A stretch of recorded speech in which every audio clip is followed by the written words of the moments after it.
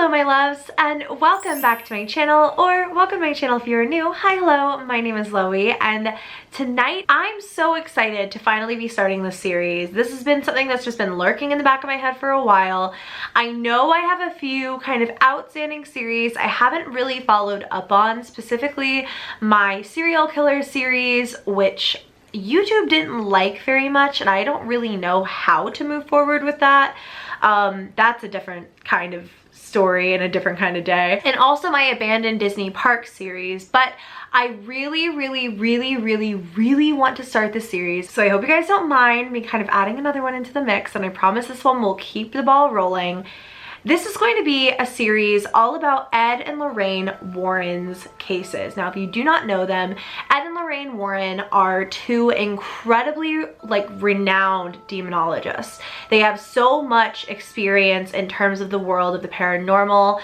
They have so many documented cases. It seems like Lorraine was a very gifted medium in the way of just being able to communicate with spirits. They helped so many people. They did so many incredible things. They have the occult museum, which is obviously very renowned, and beyond all of that, they are kind of now fictional characters in a series of movies, all pretty much by the same producers, and I think the most popular one is probably The Conjuring. Now, the Perron family story is the true story behind The Conjuring, and this is just the one that I'm starting out with because I am the most excited about it, because I think it's one of the creepiest stories with a lot of information.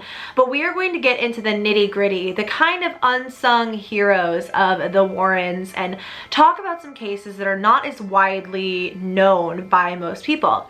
I'm really excited to finally start this series, so if you guys are too, go ahead and give me a thumbs up and subscribe to my channel for all of the fun, because I promise you don't want to miss out on when I upload the next installment in this. So back in 1971, the Perron family moved into a 14-bedroom farm home in Harrisville, Rhode Island. The mother was named Carolyn, the father was named Roger, and they had 5 daughters.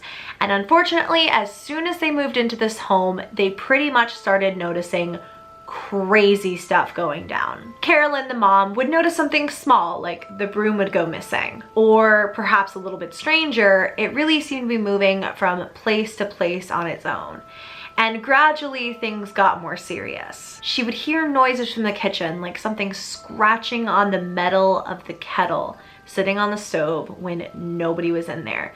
She'd find little piles of dirt when she had just swept the floor, smack dab in the center where she knew she couldn't have missed them. So she had noticed kind of small things, but it seemed like her daughters had noticed a lot more. The daughters were very aware that there were spirits all throughout the house, and for the most part, they meant no harm. They weren't gonna hurt anybody.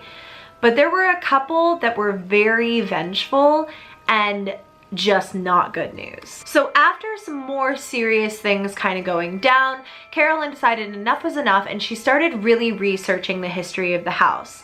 She then found that the house had been within the same family for 8 generations. Most of them had died in bizarre ways, just weird circumstances that weren't necessarily explainable, but they had all died in different ways. And that's when she stumbled across one person in particular. Her name was Bathsheba. I hope that's how you say that. I think that's how you say that. Her name was Bathsheba, and she considered herself the mistress of the home. She considered it her home, and any woman or person who tried to take her place as head of the home would meet with a very untimely fate. One of the daughters, Andrea, actually said she knew that this woman, this ghost, this evil spirit, resented her own mother for trying to compete to be head of the household. That's crazy. This is a real person. Bathsheba Sherman actually was a real human being who lived in the 1800s, was supposedly a satanist, which doesn't necessarily mean anything, but I think at the time it was probably a lot more scary than it is now even. She was basically accused of being involved with the death of a neighbor's child. And even though no trial ever took place, people pretty much already found her guilty. And she died, untried for this crime as far as I know. And she's like a real person with a real gravestone that is in downtown Harrisville near this home. The parents specifically believed that it was Bathsheba that was tormenting them. They really believed it was this woman. Unfortunately, the haunting didn't really stop there. According to Andrea, one of the oldest girls, I believe, they would smell what smelled like rotting flesh in the home. Their beds would rise up from the floor. If I was in my bed and my bed rose up from the floor, like, girl, no ma'am, I would not stay for another millisecond. Her father would walk down the stairs into the basement and he would feel a cold, stinking presence behind him. They would try to stay away from this basement because it was creepy and because there always seemed to be something kind of weird down there.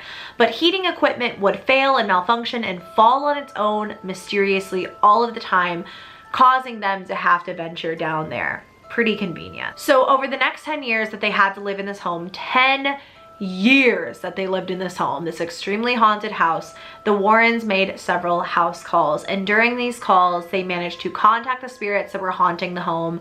And actually in one of these sessions where they were contacting the spirits and trying to kind of get them away from the home, Carolyn, the mother, actually became possessed and started speaking in tongues. She began rising up from the chair that she was sitting in, speaking in tongues, and her own daughter Andrea claims to have been there at this seance, and she said, "I thought I was going to pass out. My mother began to speak in a language not of this world, in a voice not her own. Her chair levitated and she was thrown across the room." So clearly things had kind of escalated to a boiling point. After the seance, Roger, the husband, kicked Ed and Lorraine out of the house, terrified for his wife's safety, and wanted them nowhere near the property anymore because he was so worried for his wife and he was so worried for his family and what might befall them if they kept basically provoking these ghosts. And unfortunately, that's where a lot of the information ends. That's where Ed and Lorraine's involvement in this story in real life came to a close, and where the Perron family started to deal with things on their own.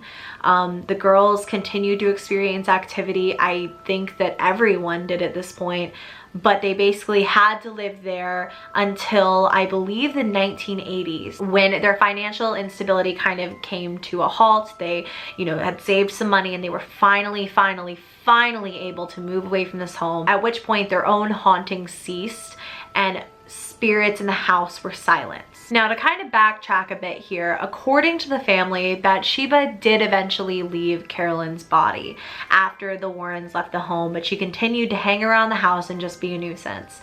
To me, it seems like even though they're saying the haunting was silenced, I don't think that a spirit that powerful could necessarily be silenced by anything that's not like an exorcism, you know what I mean? Upon a little bit of further digging, the house is still standing. It has had new residents, and all of whom have had some kind of encounter with the ghost there, but that's not enough detail for me. I want to know what else is going on.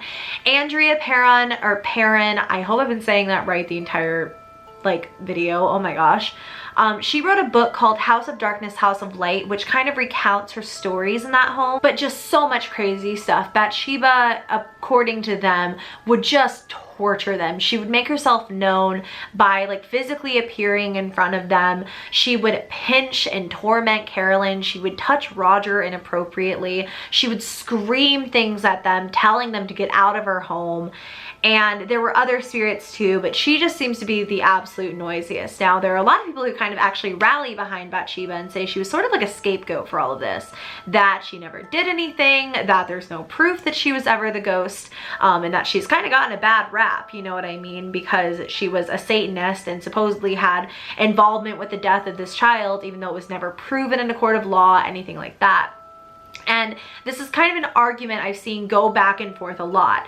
I don't know enough about Bathsheba, however you say it, Sherman, to sit here and tell you that she's innocent or not. I don't know her as a person. I'm not, you know, I don't know what she did in her life, and I don't know if she was the spirit that was haunting them or if it was multiple hauntings or whatever.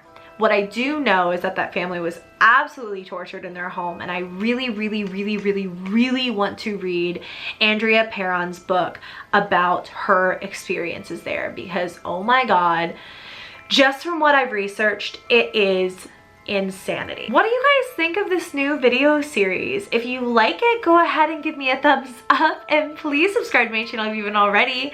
I love you guys. I hope you're excited for it because I'm really excited for it, and I will see you in the next video. Bye.